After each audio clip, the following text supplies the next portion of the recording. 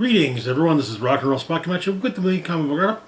We've made it through this week's X-Men books as well as a couple others. Now it's time to move on to this week's Spider-Man books. Kicking things off, we've got Miles Morales Spider-Man number 14, continuing the Gang War storyline. Where we left off, a massive gang war had exploded in New York. Going after Brooklyn was the Hobgoblin, who recruited Prowler, Miles Morales' Uncle Aaron, to help take down Spider-Man. Also,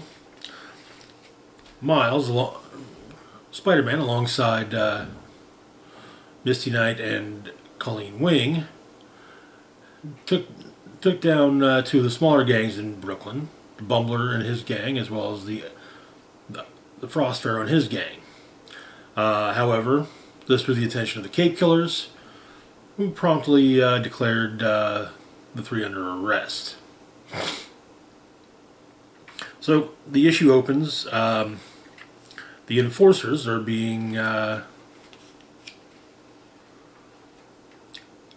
are also being recruited into Hobgoblin's organization, with the promise of new tech. Elsewhere, Misty, Colleen, and Miles are dealing with the Cape Killers, who have a recently recruited young metahuman by the name of Gust, who doesn't really know how to use their powers. But because of everything that's going on with the gang war, Hightail is currently in charge in the field.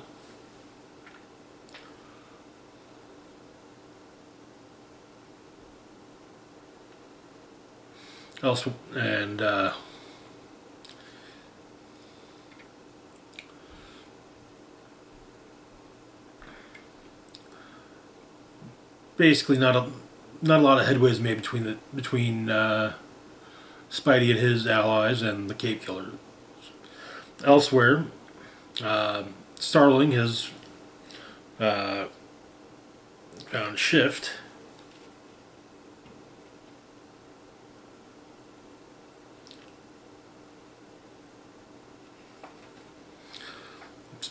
as Miles has sent her to do so.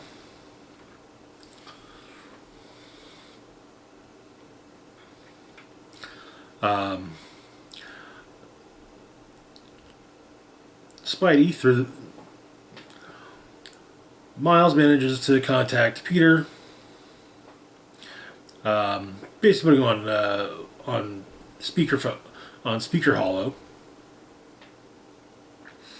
able to basically say, "Hey, look, I'm deputized by the mayor right now, so y'all can back off." However, Colleen and Misty are not, so the two of them do get arrested. Also, Agent Gao and She-Hulk argue via hologram, which is quite amusing.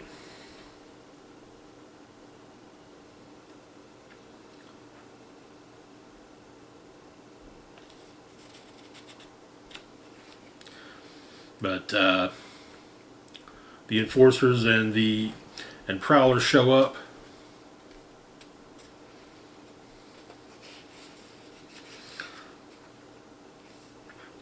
With Scorpion largely dealing with the enforcers.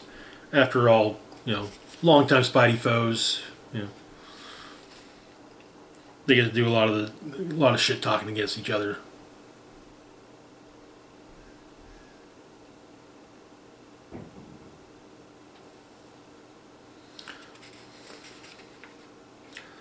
While Miles goes after his Uncle Aaron, trying to figure out just what's going on with his uncle.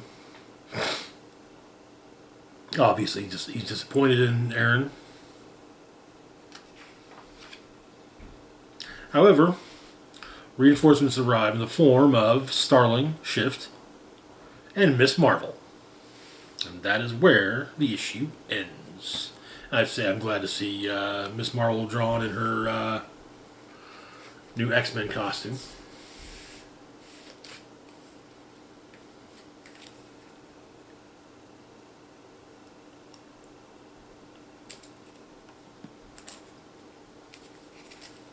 He hangnails. Moving on, though, to our next book, we've got Gang War, Deadly Hands of Kung Fu, #1.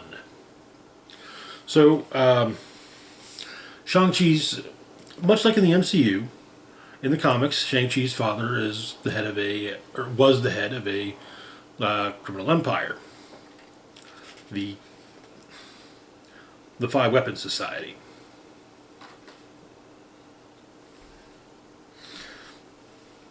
And recently, after the death of Shang-Chi's father, Zheng Shang-Chi is taken over and is trying to turn the Five Weapons Society into a force for good. So we open with a flashback to Shang-Chi's youth and his teachings under Zheng Zhu, namely about how deception is an important part of warfare. In the present,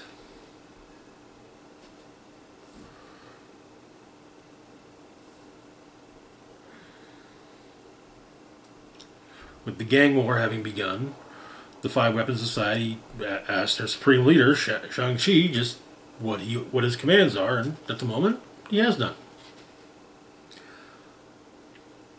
Until Lady Yulan and her vampires make a direct attack on him, and, well, that's a little different.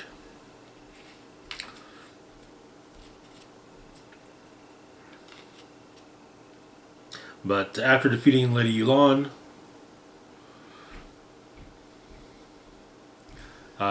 Shang-Chi basically says, Clan Yulan, Inner Demons, Hydra, every other gang out there. You know, you want, if you want a piece of Chinatown, come get it. But Spidey is there and says, "Oh, hey, that nearly sounds more like a villain thing than a hero thing, man."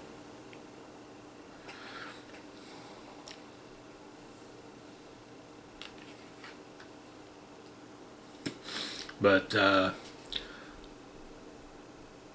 Spidey tries to recruit Shang-Chi for his team, so to speak, during gang war.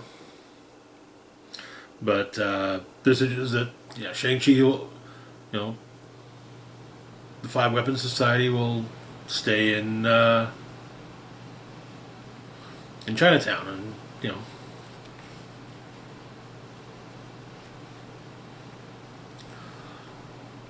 they basically they will simply they'll just keep everyone out of Chinatown. But later, Mr. Negative attacks, hitting Shang-Chi with a weapon that apparently brings out his true nature.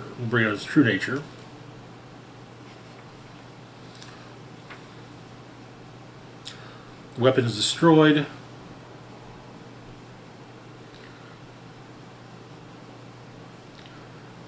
And Shang-Chi loses consciousness. He's apparently also had the 10 rings removed from his arms, kept in stasis.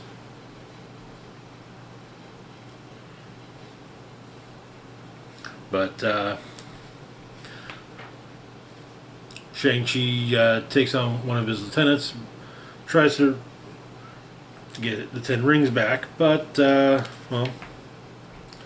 at the moment he's unable to, meaning that everything he's going to have to do with in Chinatown, it'll just be him, which is just how he likes it. And that is where the issue ends. Alright.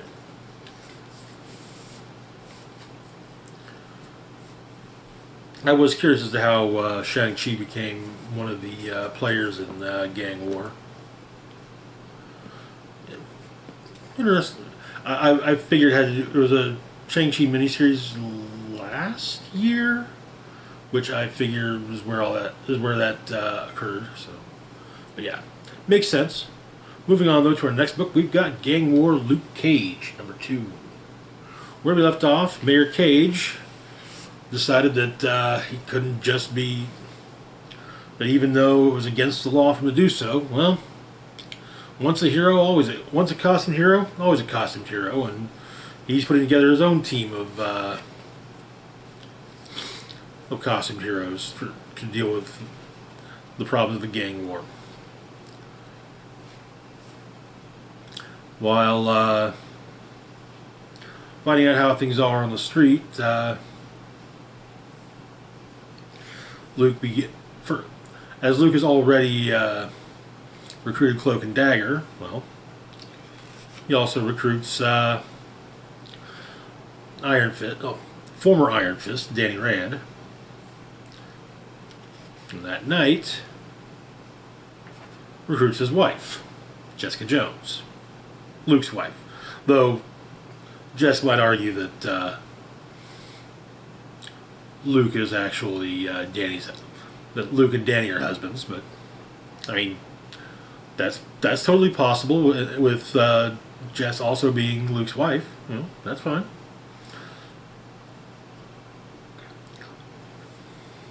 And Jess also decides that while normally dressing him as her job, she approves of the new duds, the new superhero duds. So, especially due to how his butt looks. So you know, but.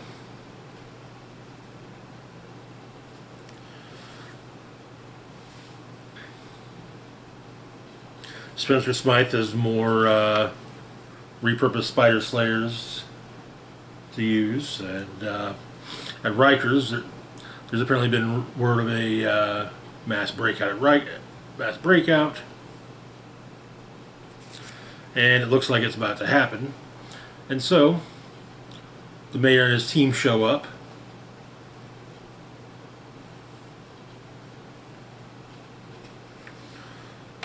Assisting the cops. Danny, afterwards, Luke leads his team to Smythe's lab. Danny heads upstairs, making it past Smythe's security before being knocked out by Smythe himself. The rest of the team heads up there.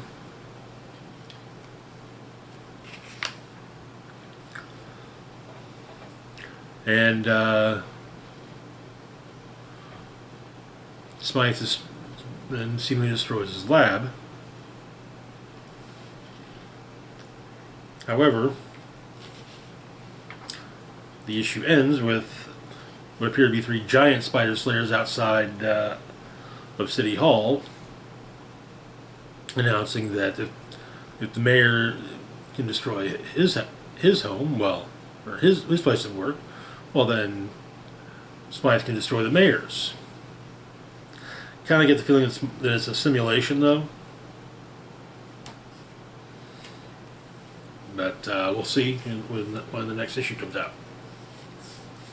I'm digging this. I'm digging the event overall, and I like seeing Luke having getting to have yet another costume hero moment. It's always kind of the downside of when a superhero becomes a politician. You know, they're pretty much removed from. It's one thing if it's a character that's, you know, kind of had a full arc overall, and you know there's not a lot you can really do. But when it's a character that's kind of always relevant, pulling them out like that doesn't feel right. At least not entirely. Moving on, though, to our next book, we've got Spider-Woman #2. Where we left off, Spider-Woman, who has been recruited by Spider-Man to help stem the violence of the gang war, has a personal interest in Diamondback, the crime lord Diamondback, as he's part of Hydra. Also, Jess is searching for her kidnapped son, Jerry. So the issue begins in the financial district. Diamondback drops a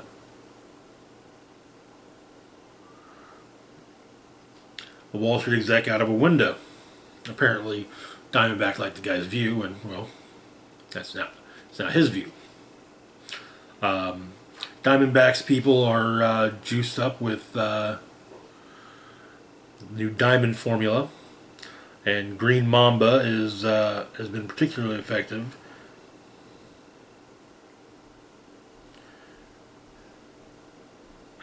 Partially, it would seem because of pheromone abilities, meaning that his presence makes a lasting impact. But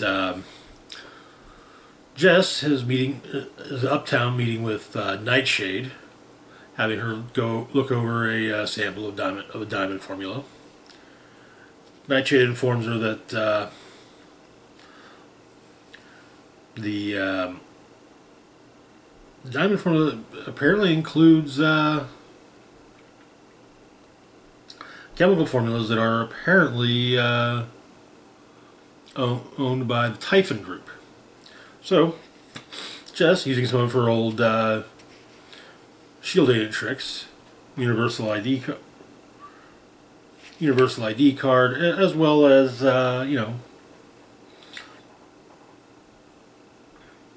decent ability when it comes to making a disguise, and also understanding things like how a middle-aged blonde woman can kind of just blend in an office building. But Jess hides in the roof and changes into her superhero duds. Meanwhile, Diamondback is meeting with the Hydra higher-ups, including Madam Hydra, Viper. As Jess makes her way through the building, well, of course, she runs into Hydra. And she's not into pulling punches with Hydra. Hey, I totally get it. After dealing with the security, though, she sees Diamondback, Viper, and all of them heading out, flying off in a chopper.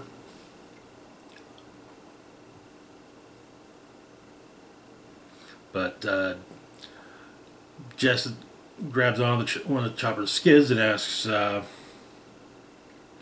what they did with her son, and Viper says that she can tell Jess with absolute certainty that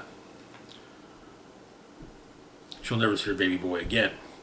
I'm guessing that Green Mamba is an aged up Jerry.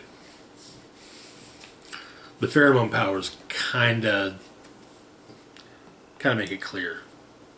Jess, after all, has pheromone powers too, so makes sense. Moving on, though, to our last book for the moment, we've got Carnage, #2. Where we left off, Carnage was back. And Flash Thompson knew it, but couldn't prove it. So the issue begins with Carnage killing yet another person, while Flash gathers up information. There was one murder that's was very public, while the rest were no one really talked about.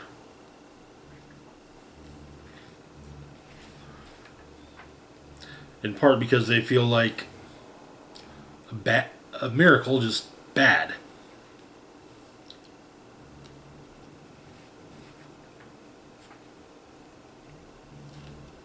But Carnage begins to wonder to himself, what's the difference between a madman and a prophet?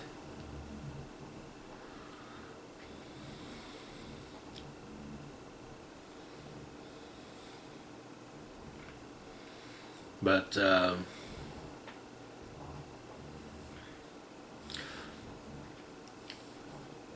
Flash starts to think that, states that the way to break the world is to take the people who see conspiracies of evil and everything, spread distrust and preach divisiveness, and make them right. And that does seem to be what Carnage is doing. Though, apparently, Flash is watching one of them, and as that podcaster signs off, well, we find out just how much of a loser he really is.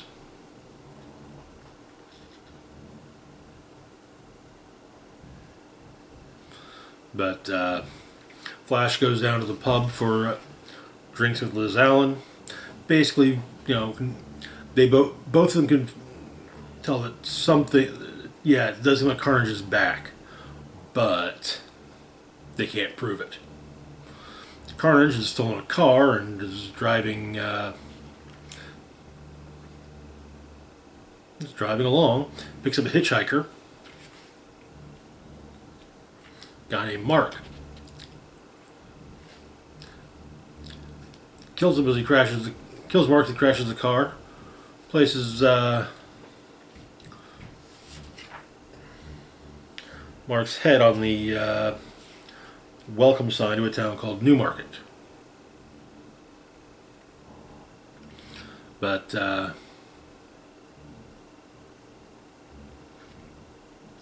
Liz tells Flash she'll find out what she can and let him know.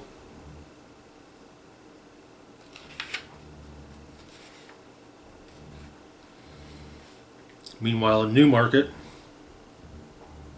turns out that Cletus has been to Newmarket before. Back at St. S. It was with a field trip. Rich person took, basically, like, this, socialite took the orphans of St. S to a nice little town and got them ice cream and basically showing off how charitable they were. And